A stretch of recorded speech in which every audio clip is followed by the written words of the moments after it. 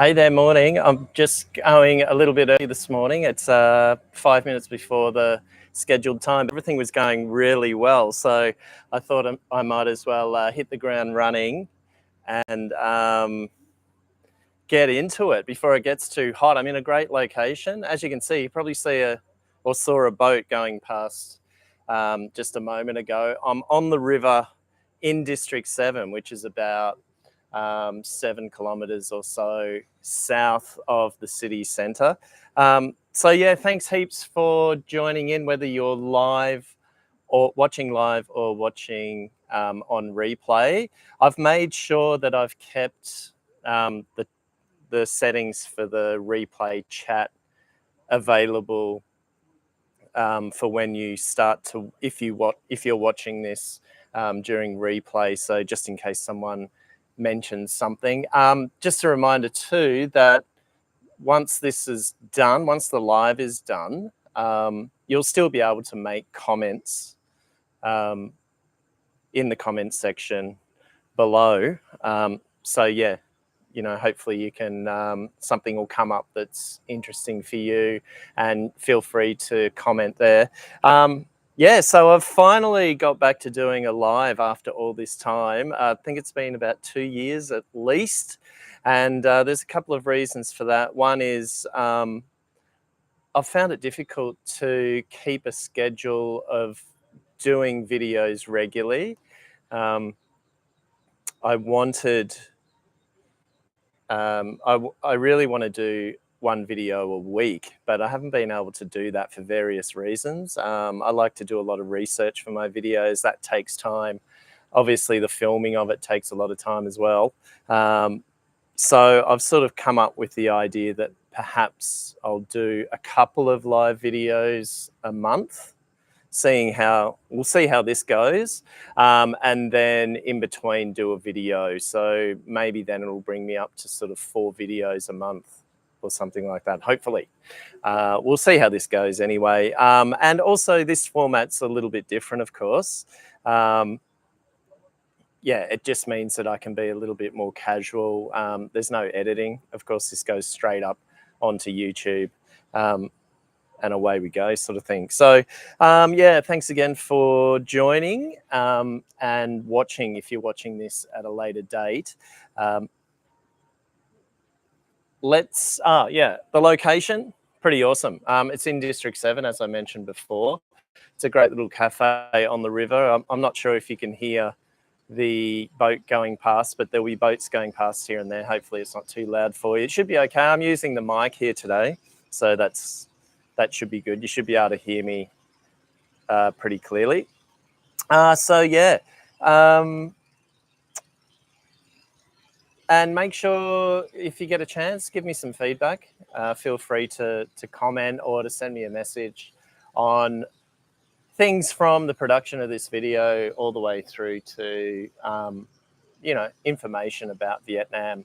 For people who don't know me, I've been living in Saigon for almost 15 years now. So I think I got a pretty good handle on what Vietnam is like Saigon at least. I don't spend a lot of time, recently at least, in the central part of Vietnam and up in the north. I had planned to go up there September, October this year, just last month. But as you may or may not know, there was a couple of big floods up there. So I'm going to do that hopefully next year, take the motorbike up and do a ride around Ha Giang and places like that, Sapa, which would be really good. And it'll give me time to plan it anyway. So yeah, nearly 15, in January, it'll be 15 years since I've been living in Saigon, and it's been a bit of a journey. Yeah, mostly highs, a few lows and all the rest of it. But yeah, if you've got any questions about Saigon and things to do, the Mekong Delta to a certain extent as well, feel free to comment in the comments section. So let's kick it off with topics I've noticed in Facebook groups at the moment on Facebook. there are certain travel groups that I've been following quite closely, and some of the regular topics. This will be really useful for people who are planning their trip to Vietnam from now onwards. And I've just been keeping an eye on these groups and trying to keep track of what kinds of topics are coming up regularly. And one of them, of course, is weather. Weather is always one that comes up. And so for Saigon, for here, as you can see, clear skies in the morning. It's the tail end of the rainy season, the monsoon season. So we've been getting a little bit of rain in the afternoons. But I noticed about 2 weeks ago that the wind direction had changed, which signaled for me at least that the dry season is on the way. So we were already starting to feel some cooler air, if that's at all possible, in Ho Chi Minh City. And it's getting darker a little bit earlier as well. I think about 5:30 at the moment. It's pretty dark. 5 o'clock is sort of getting really around towards sunset at the moment, and that's all happened very quickly. So that's bringing in cooler weather, which is great. And from now onwards, all the way through to Tet, which I believe is the end of January next year, around about January 29, I think it is, we experience cooler weather right across the country, but in Ho Chi Minh City, I think it's the best time to visit Ho Chi Minh City because you can get around and you don't actually sweat for about a month, which is cool. And, you know, if you're up early in the morning, you might even have to have a light jacket. I still get around with, you know, t-shirt and shorts like this anyway. But yeah, it's the best time of year to visit. No rain typically. Although, as I mentioned before, we're at the tail end of it. So, you know, if you're coming next week or the week after, there's a good chance that you might see a little bit of rain. But it's feeling like already that we're moving into that dry season, and December. I don't think you'll see any rain in this part. The central part is getting cold. Da Nang and Hoi An, they'll be getting chilly. I think they get a bit of rain up there too, a little bit misty. And then, of course, as you move up to Hanoi and right up the top there, yeah, cold. It'll be very cold by Christmas. Okay, so the time of year. So people have been asking what time of year should they visit. Well, I've just mentioned that for places like Saigon, now is a really good time all the way through Christmas in just before Tet. Keep in mind that the Tet holiday, the Lunar New Year, is January 29 this year. So keep that in mind. You don't really want to be traveling to Vietnam during Tet, unless, of course, you have family here, and it's probably the best time of year to visit. Beaches near Saigon was another topic that keeps popping up, and if you've got any knowledge of Saigon, you'll realise that we aren't on the beach, but we're only about a couple of hours from the coast, and probably the best beaches around Saigon, about 2 hours away, probably Muine, around Phan Thiet area, and up a little bit further, sort of, a bit further south, Ho Cham and places like that. I love Vung Tau. Anyone who follows my channel and knows me knows that I love Vung Tau, which is around about 2 hours from here, but the beaches aren't that great there. But it's a great little town for food and history, and a great weekend getaway. So Phu Quoc, from now on, the weather will be really great. So that's probably worth thinking about, although it has its issues with sort of over-tourism and stuff like that. So keep that in mind. There's a lot of package tours that go to Phu Quoc, because people can fly in directly. Most countries, I think, most nationalities don't really need a visa to fly into Phu Quoc, but you'll have to check that, of course. And markets other than markets other than Bến Thành Market. I noticed that a lot of people most tourists will go to Bến Thành Market, which is fine, which is the big market in the center of town. And yeah, it's a great market. It's a great building as well. If you're into architecture, it's awesome. But you're going to get ripped off, no doubt. You're going to pay, well, when I say ripped off, you're going to pay a lot more than you would for things in markets in the outer districts. And I've just listed a few here. There's a market called Xóm Chiếu in District 4. It's worth checking out. You can walk there from the center of town. It's not too far at all. Bàn Cờ is in District 3. It's an awesome market. It's got a lot of clothes, food, breakfast stuff, Vietnamese food. If you're a foodie, it's a great place to go. I'll make sure I leave the names and the locations in the description later on. Another one is Hoà Bình Market in District 5. It's very local, but it's not hard to get to. Just a short taxi drive, grab taxi from District 1. It's quite easy to find, but very local. And typically when you get to these local markets, the people there are extremely interested in what you're doing there because they don't see many tourists. And so they're, very curious, and they're interested in what you're doing, where you're from, whether you're married, whether you got kids. I mean, if you're traveling with kids, these markets are really good places to go as well, because it gives you the opportunity to interact with the local people. I try and get to as many local markets as I can. I just find it really enjoyable, and the food is usually really good too, and much cheaper. So things are much cheaper. You won't get the type of goods that you're looking for souvenirs and stuff like that, most likely in these outer markets, like you would in Bến Thành Market. Another one is Thi Nhẹ in Bến Thành, and it's just across the canal from District 1, very easy.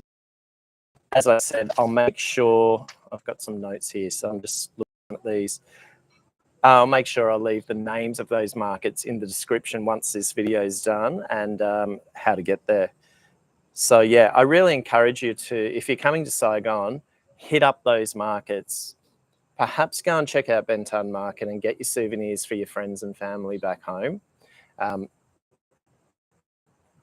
Or go and check out some of these other markets that are just sort of around the central part of Saigon, and it'll just give you a really cool experience that you wouldn't usually get. And obviously being foreign, whenever I'm hanging around Bến Thành Market, they see me as a tourist, and just the experience is totally different. I'm constantly, for want of a better word, constantly getting hassled. The hustle is real around Bến Thành Market. So once you get out of that area and into some other outer districts, you'll be fine. You won't get pressured into buying stuff. Okay, so I want to move on to travel trends in Vietnam 2025. I wrote an article just a couple of weeks ago, and I put it on my website, thebureauasia.com, and also Substack. Substack is a platform that you can use almost like a website, actually, but it also has the capability to send out emails to subscribers. And you can send out emails to people every time you post, but I choose not to. I don't like to spam people. And to be honest, I'm not huge on the whole email subscriber list kind of thing. But it's one of those things. It's a good way to reach people. So I usually only send an email about once a month, although I've sent two this month, and one was the one about travel trends, global travel trends in 2025, and how people who are interested in those trends can follow them in Vietnam. So go and check those out. The article was based on Hilton's annual trends report, and they're calling next year the year of the travel maximizer. So they're saying that people will look to make the most of their time and money. I mean, you know, I think that goes for any time, really. We're always looking for value for money when we travel, or whether we go to a restaurant or go to a bar or something like that. So probably nothing really new there in that sense. But one thing that really stuck out for me with this report was that people will be seeking a variety of experiences rather than seeking a variety of destinations. So the trend that they're predicting, people will be spending a little bit more time in destinations and then looking to do different experiences in those and connecting more with the local community. And Vietnam is a very good place for that. If you have the time and you commit to spending a little bit more time in destinations and going to the local markets, stopping to chat to people, being open with people approaching you and having a chat and asking you where you're from and what you do and do you have family, how old are you, of course, is a big one. So you need to sort of check those sort of, I don't know what you call them, those typical things that Westerners feel uncomfortable about. You need to sort of check that at the immigration gates when you arrive, you know. So be prepared for people to ask you, are you married? How many children do you have? How old are you? You're fat. I get that a fair bit. But once you get over that, you'll find that things will tick along a lot more easily and open the doors to better communication. And there's nothing stopping you from asking exactly the same questions back. They'll try too. The Vietnamese will try. The Vietnamese are awesome at trying to communicate with you, whether it's with gestures or with language. I lived in Japan a long time ago now, for 3 years, about 25 years ago, and a very different scenario there. Oftentimes the Japanese are a little bit embarrassed, or they're quite embarrassed about their level of English, and they would most times probably prefer not to,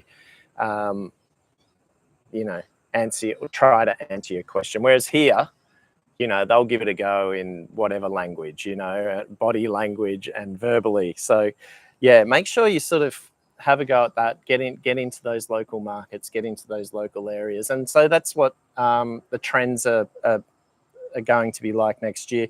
One of them is adventure and sports travel. Now, Vietnam is very well placed for adventure and sports travel.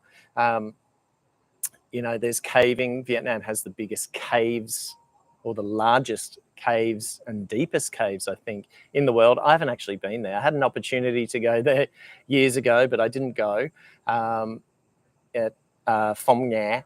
And yeah, so if you're into caving, that sort of adventure stuff, you know, there's opportunities to do that. Triathlons are huge. I think there's one in Phu Quoc,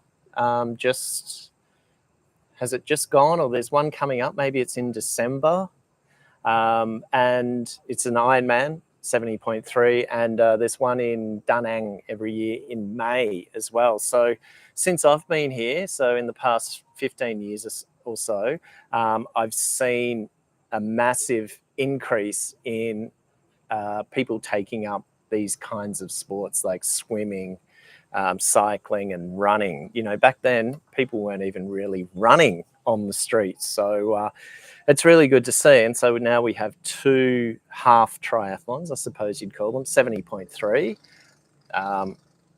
And one's coming up soon. So yeah, Vietnam's very well placed for that. Marathons are huge now. I think there's a marathon in just about every province in Vietnam at the moment. So if you're a runner, there's a lot of opportunities to do marathons in the Mekong, around Saigon. Saigon has nighttime marathons, I think, when they kick off at midnight, which is good because obviously it's very hot here.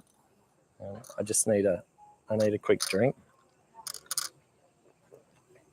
Very good coffee here, by the way, too. The place is called Sangramar, and they have this cafe here. It's got a different name. It's called the Coral River Cafe, I think it is.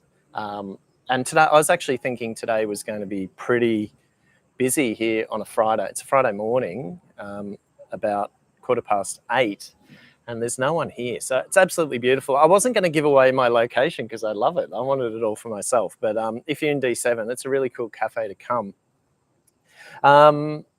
So that was marathons. And another one is climbing. I just want to thank Paul from Push Climbing. He actually has a climbing wall at Crescent Mall, which is just up the road from here. And he tells me that climbing is growing, bouldering and stuff like that is growing in Vietnam, which is great. And he said the government is supporting activities like this in order to encourage people to get involved and get into the outdoors. The Vietnamese are very much into the outdoors. And so, you know, this is a great example of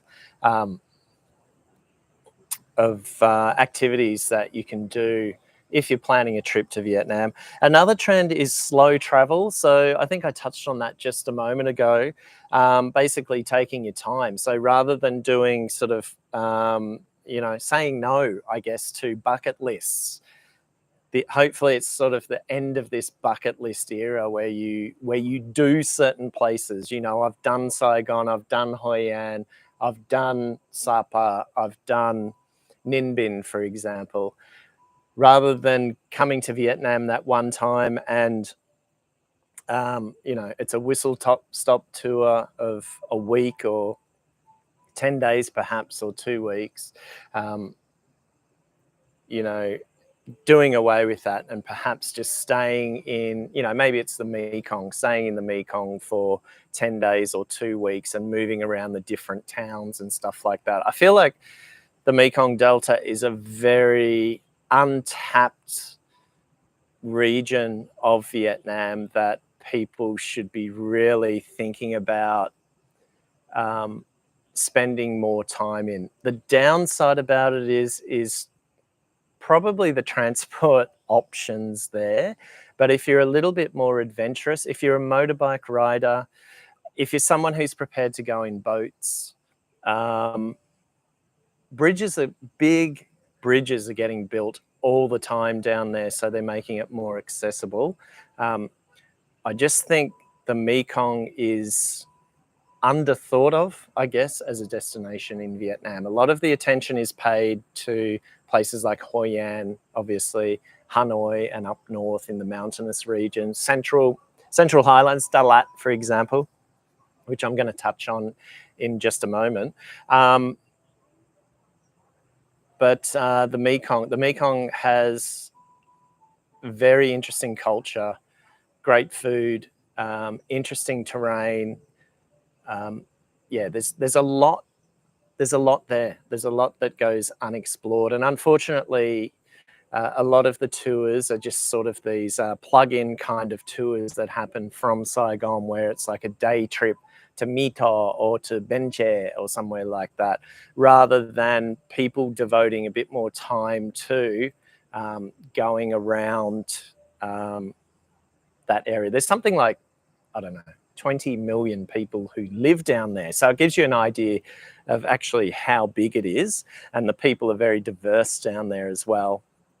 I was down quite south last year, around about this time last year, and you know, there's a lot of history there. The people are really friendly. I know this gets said a lot, the people are really friendly, but they're just genuinely very interested in you, which is great. It's great when you go on a holiday and people don't ignore you, you know.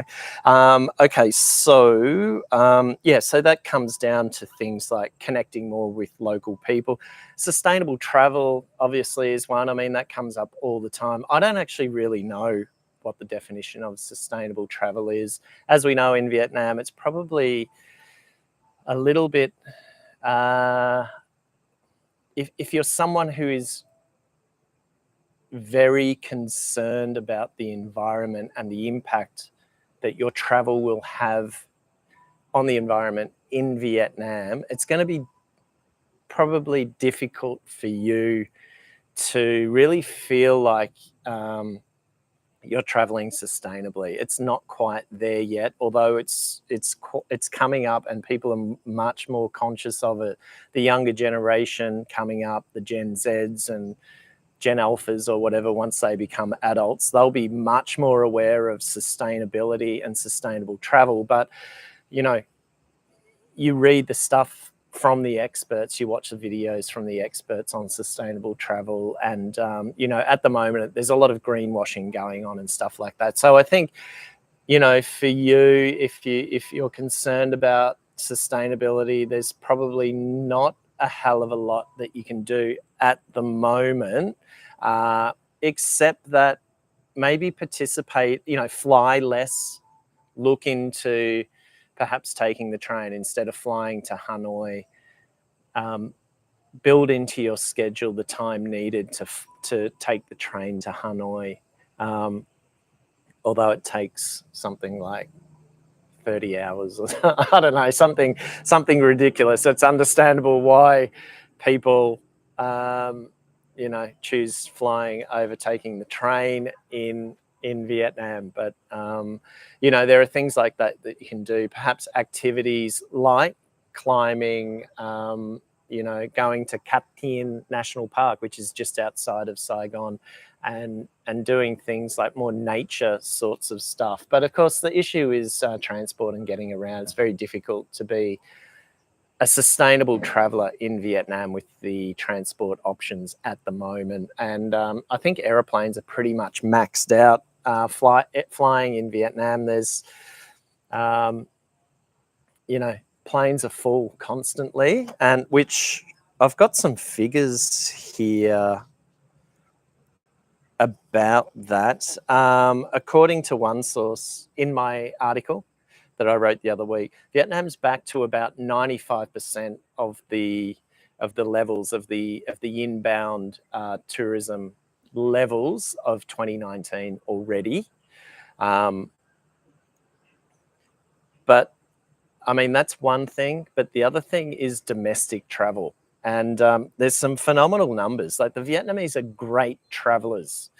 And this is something you really need to consider when you're doing your planning to Vietnam, because already to now, to date, there's been 35 million domestic flights taken already. That's 35 million flights taken, which is phenomenal. This is a country of about 100 million people or something like that.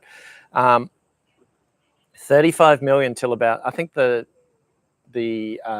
number was from September, so January to September this year, 35 million, including international trips, into inbound traffic and out.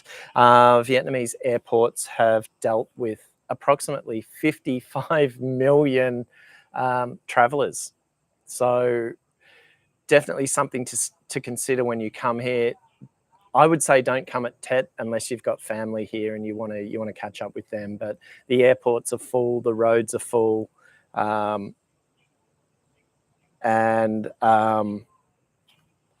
I've just got a couple of comments. That's great, Thomas. Hi, how you going, Thomas?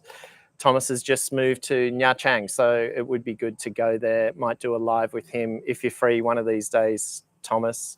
And Emil, thanks for joining.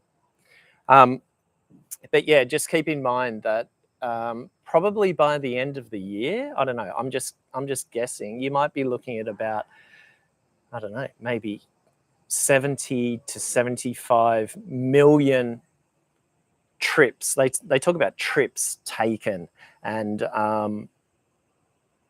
that means that Vietnam's airports are going to be absolutely packed, which contributes to delays and all that sort of stuff as well. And it's been well documented that it's a little bit tricky at the airports these days, which I won't go too much into. I mean, you guys probably know that already. Okay, so that's about it. I've got a few comments. I think there's a couple of quotes there, but yeah, Thomas, thanks for watching. All right, I'll chat to you soon. Hopefully I'll get to Nha Trang soon. Keep me updated with the weather, because I wouldn't mind heading there on the motorbike, to be honest. So, and I'm gonna finish up with, I think, if I can, because I've already been going for 30 minutes. Yeah, I just need a quick break. I think I mentioned how good the coffee is here. Cost of living in Vietnam. People seem to be really interested in this on YouTube. I just mentioned before the things I've seen in travel Facebook groups in Vietnam. This one is just, cost of living in Vietnam on YouTube. There seems to be a lot of videos about it. And Thomas, who's in the chat, he might be able to give his perspective on it as well with a few comments about it. But I just wanted to share with you a roundabout cost of living in Vietnam for me and my wife. So keep in mind that the numbers that I'm giving you are for two people. Okay, so we pay, and it's in US dollars, by the way, so do your conversions. We pay $600 a week. $600 a month in rent, and our apartment is 84 square meters. So it's two reasonably sized bedrooms, one reasonably sized bathroom, and then one, they call it a bathroom, but it's really a sort of it's almost like a cloakroom with a little shower head thing and a toilet. I mean, technically it's a bathroom technically, but it's useful. It's very useful. We use it. It's right near the door, and it's, if your feet get dirty and stuff like that, it's very easy to run in there and clean off your feet and stuff, and use it as another sort of little storage room. Good sized lounge room. The kitchen, we make do with the kitchen, but in terms of rent, when we first moved in there, so we've been in this place for probably 13 years. I should have bought it. That's another story. That's another story. I wake up at night sometimes thinking about this, but anyway. Back about 13 years ago, we were paying $700 US per month. And then I found out, a number of years back, I found out that neighbours were paying less. And that sort of coincided with the boom in property and the supply of apartments, especially in District 7, that just boomed. And so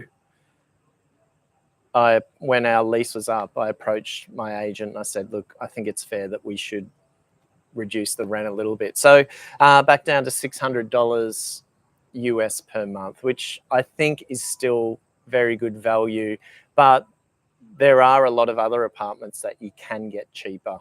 I mean, ours is a 2-bedroom apartment. Obviously, there are 1-bedroom apartments around.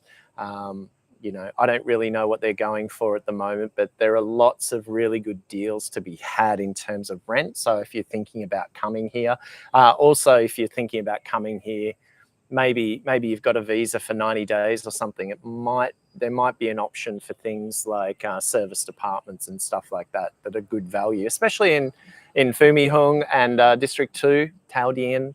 They've got lots of apartments there. Our management per month, so management of the complex, of the lifts and the gardens, we have beautiful gardens and stuff like that. The place is super clean. The complex is about 15 years old, but they've kept it in really good condition. So we pay a fee for that, and water, obviously, to the apartment for our washing, shower, stuff like that. We pay under $35 a month US for management. Water, we never have an issue with the water. The only time we run out is, when they're doing works on it, which is rare. Our power bill, I paid it the other day. I think it was like $24 US for the month.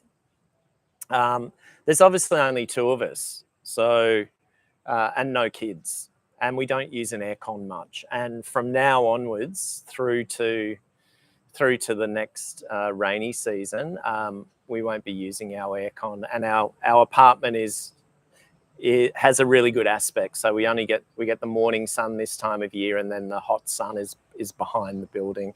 So $24 for electricity. Our internet at our house is like $10 a month US. Phone bill, so mobile phone, having that, $10.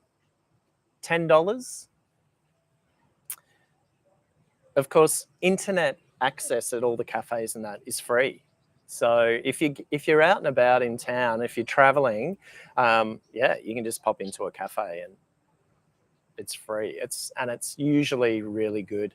Which reminds me, it seems like the internet is fairly good here. There's not too much lag, which is great.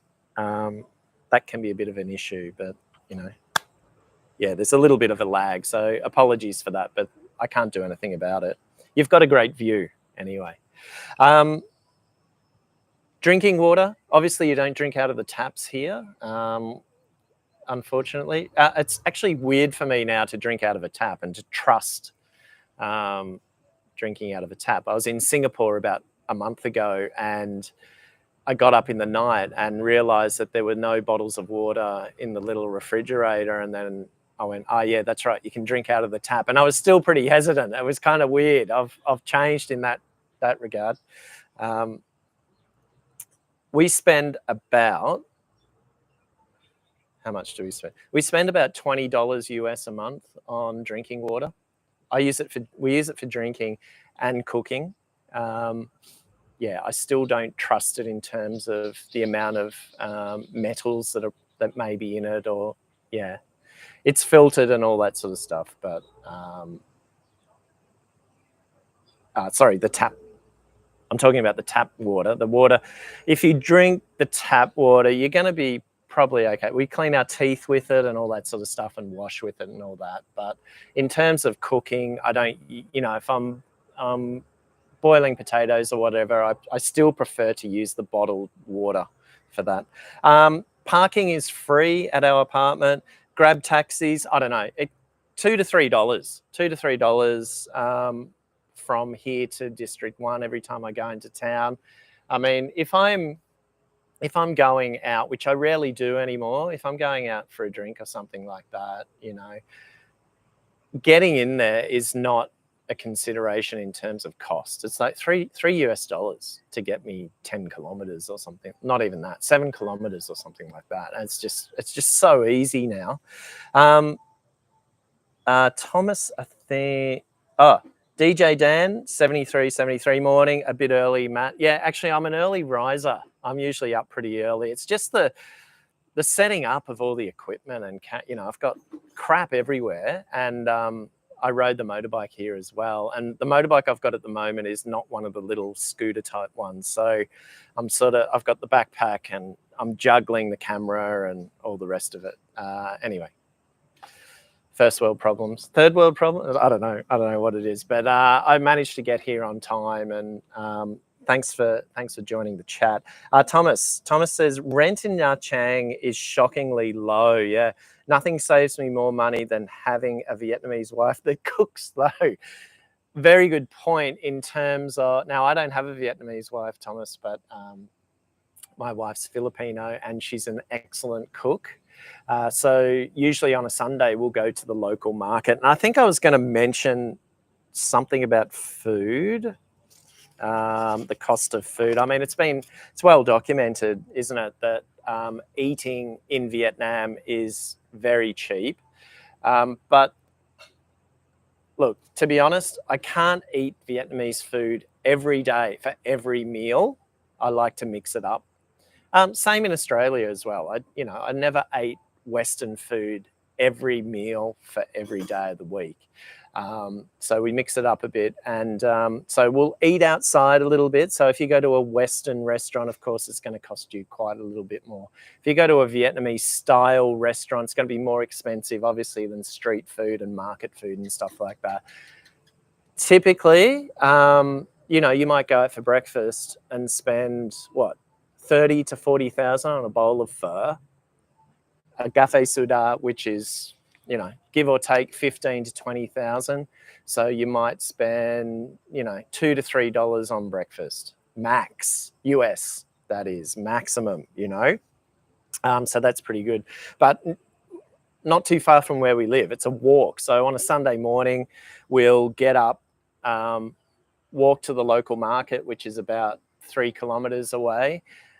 Mel, my wife, will go into the market and she'll buy things like a tilapia fish. Okay, so the provenance of the fish, let's put that aside. I think I have a lot of metals floating around in my body after 15 years of living here, but that's another story. I seem to be okay. I had a medical check recently. I also did a video on that, so you can go and check that later. So she can get like a tilapia fish that'll do the both of us with some vegetables, maybe some rice. She can get that for like $1, you know, or $2. Shells, like sort of, you know, the little clams, and she does the lemongrass soup with the clams. She can get a bag full that'll do the two of us for like 15,000 dong, which is, you know, less than $1. So we'll do that. You know, we'll go and do a shop for those sorts of things, the fruit and veggies, the eggs and things like that on a Sunday. Or she'll do that. I'll drop her off, and then I'll go and sit in a cafe and have a coffee, because as soon as they see me, the prices go up. Not that it's going to be that much anyway. And then nearby, there's a big supermarket. Lotte Mart has a big supermarket in there, and we'll do a shop in there as well for other things like butter and milk and whatever else that you don't really get at the market.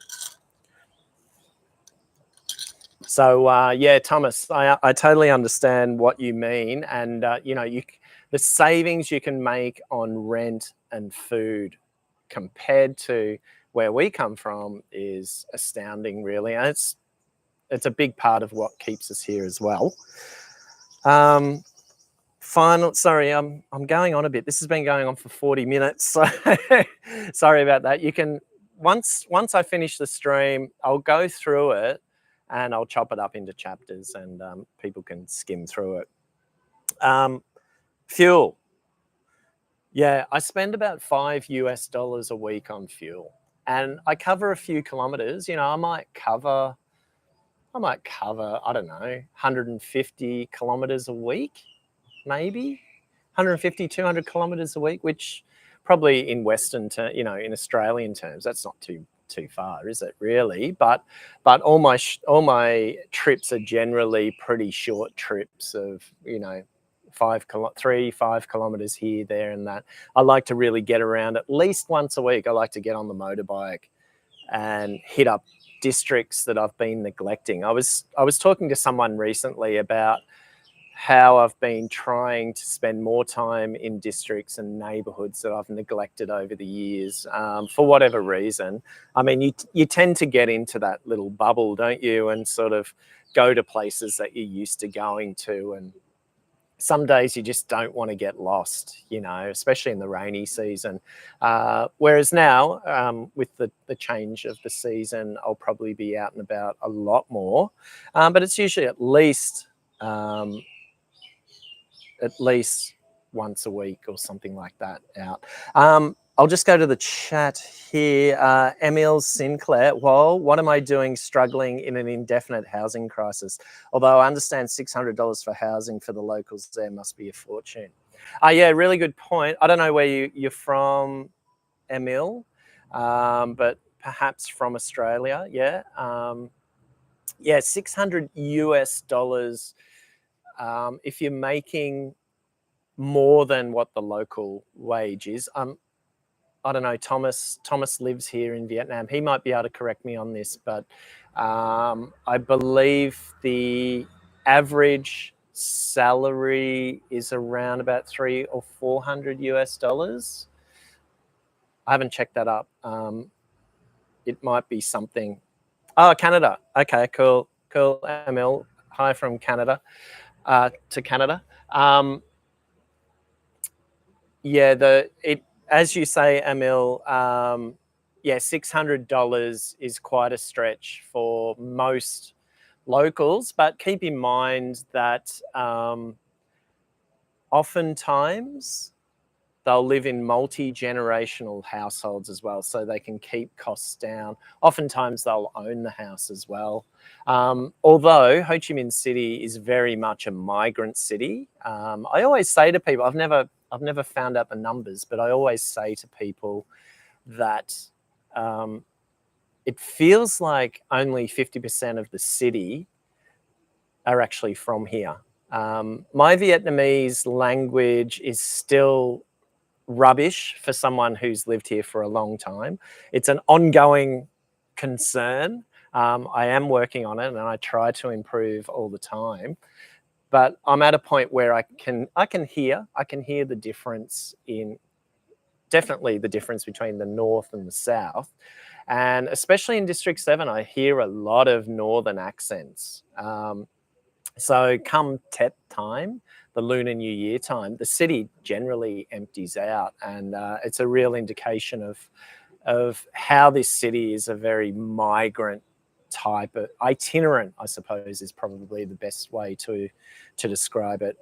Itinerant kind of city, and you only have to check the number plates. The number plates on the motorbikes will tell you which province the motorbike's registered in.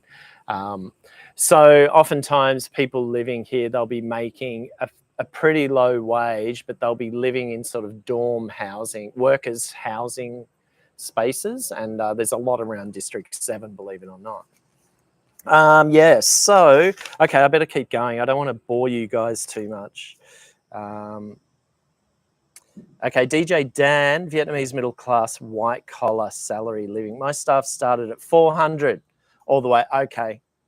And this was a few years ago. So there you go. So yeah, around about $400. So starting at around about $400. And then I guess depending on your education skills and experience and stuff like that, it can go up quite a bit. And, you know, if you come out to District 7, Phu My Hung and Tao Dien, places like that, you know, the majority of people, at least living in my complex that I'm living in now, they're Vietnamese, you know, since COVID, over the last 3 years or so. Most languages that you hear, the majority language that you hear getting around my complex is Vietnamese. So things are definitely moving up in that particular space. So what have I got here? Look, I was mentioning groceries before. Eating locally will obviously keep things cheap for you. Rare foreign imports. I was just at Phung Ha in Ham Ni Street in District 1 yesterday, and that's a famous outlet shop where they have those sort of rare foreign imports. You know, you can get things like Vegemite, puff pastry, you know, jams and stuff, condiments and stuff like that that you wouldn't usually get. That's going to push your spending up. Western restaurants, of course. What else? Minimum cost of living. Okay, so that's without food. So the minimum cost of living approximately, I haven't really done a budget, and I'm just sort of doing this. I scribbled this down yesterday, wondering, oh, gee, how much do we actually spend here? But we probably spend, hang on, minimum cost of without food. So all of those sort of things like rent, utilities and stuff like that.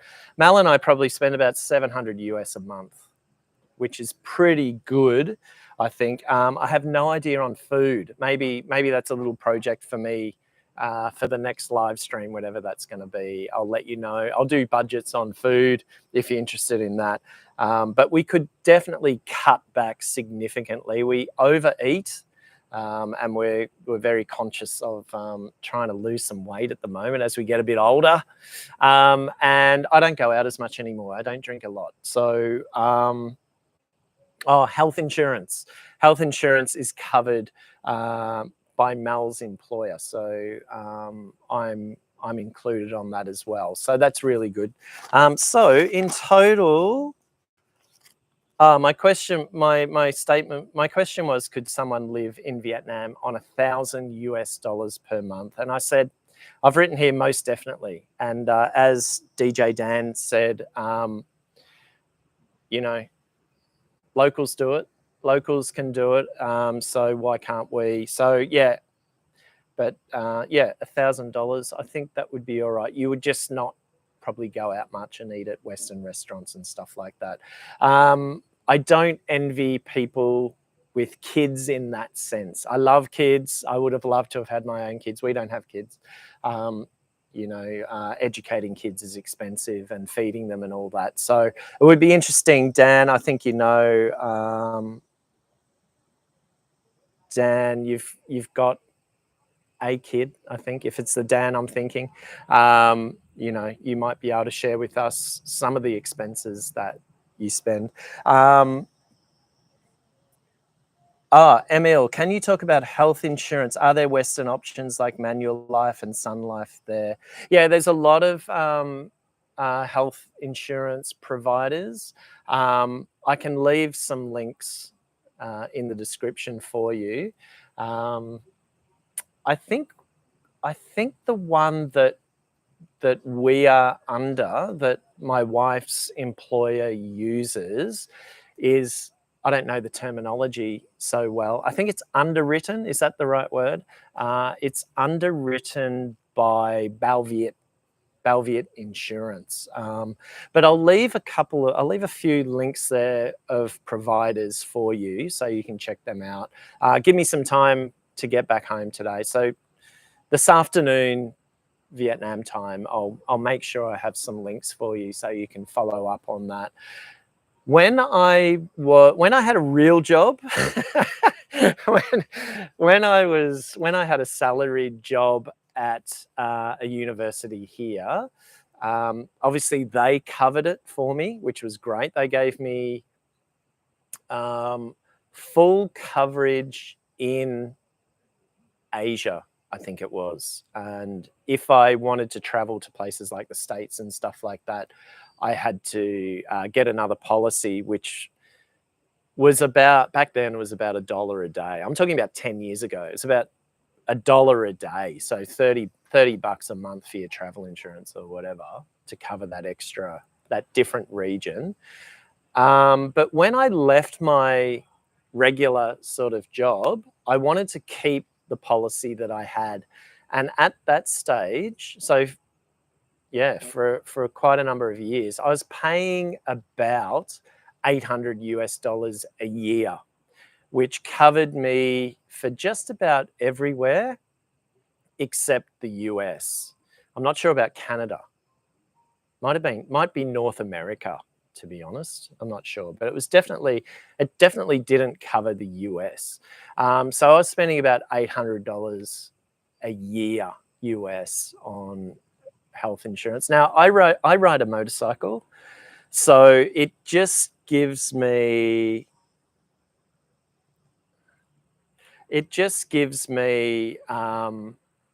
that peace of mind when I'm riding around on a motorbike. I've got a license. I grew up on a dairy farm, so I've had a motorbike license since I was 16. So I've had it a long time, and it's actually very easy to, convert. It takes a couple of weeks, a couple of 100,000 dong, like less than 10 bucks. And so I'm covered in every aspect of riding a motorcycle here, and just having that insurance, just gives me that peace of mind, which is great. And it gives me the confidence to go and explore the country on two wheels, which is great.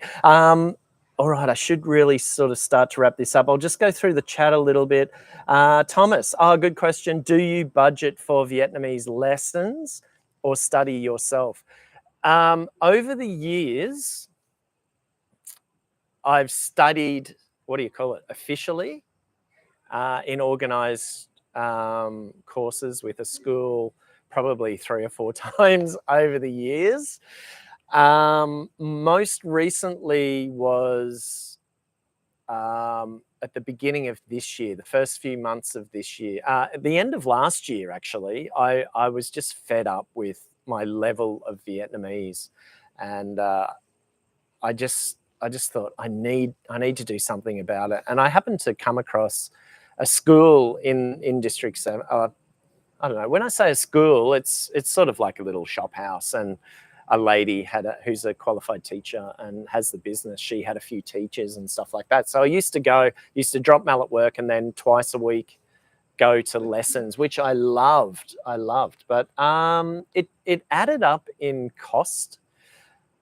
I think I was paying around about 250, 300,000 upwards, 300,000 dong upwards for about 90 minutes.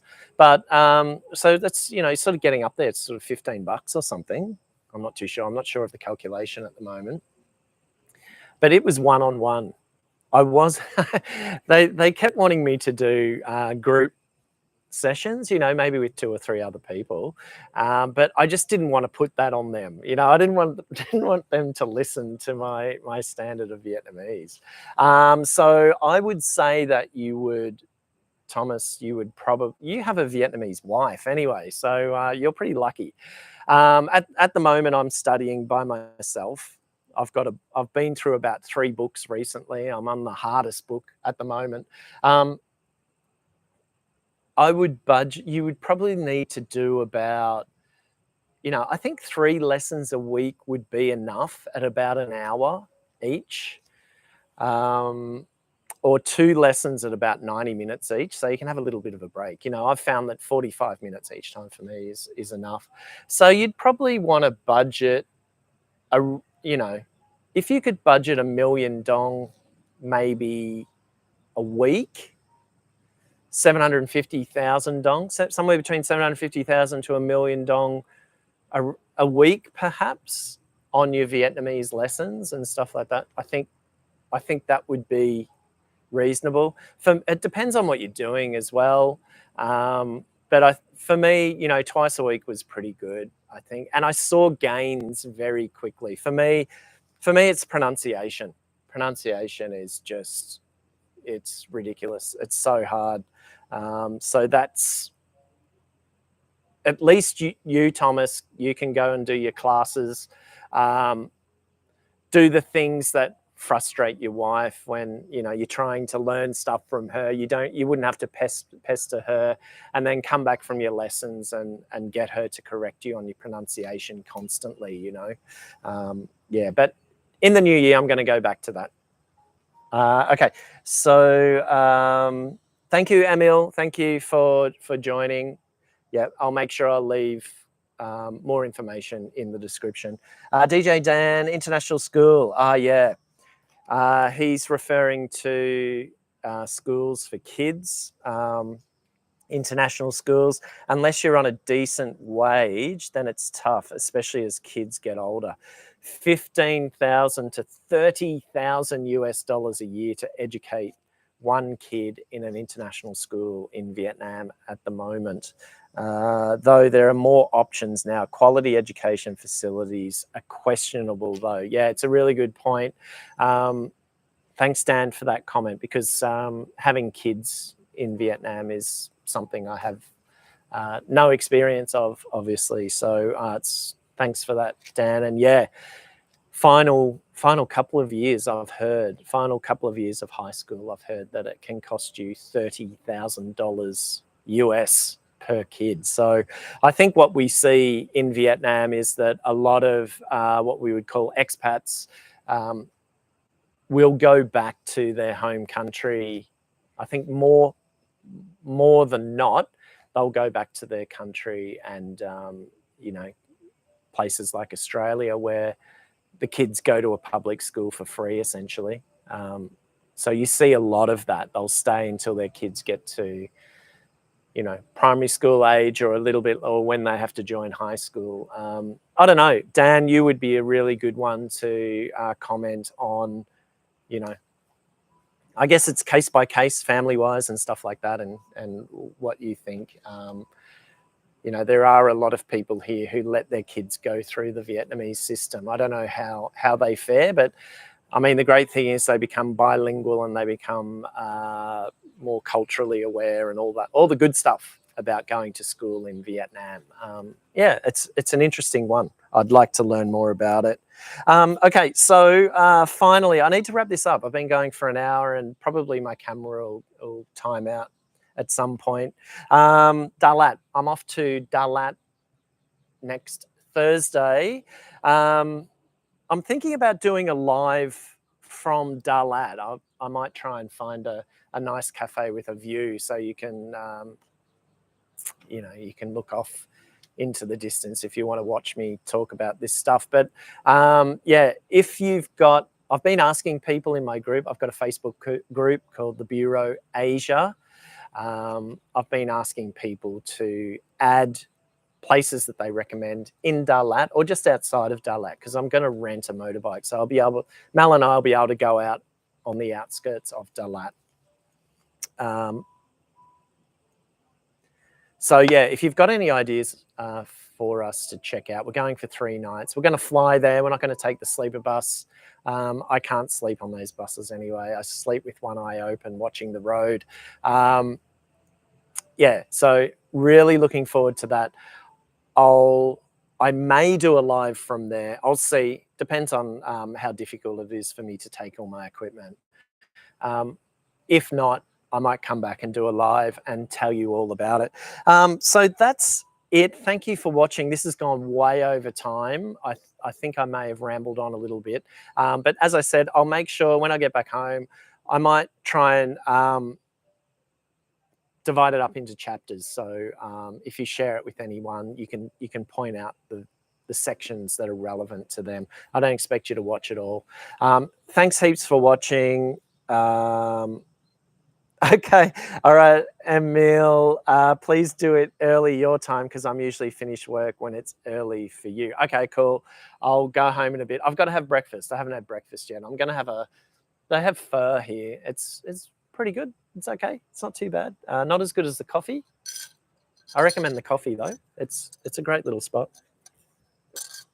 Thanks, Dan. Thanks, DJ Dan, for your comments and your contribution. Thanks, Thomas. Please, if you feel like it, please share it among your networks. What else? That's about it. Hopefully, I'll see you from chilly Dalat in about a week's time. All right. Cheers. Take it easy.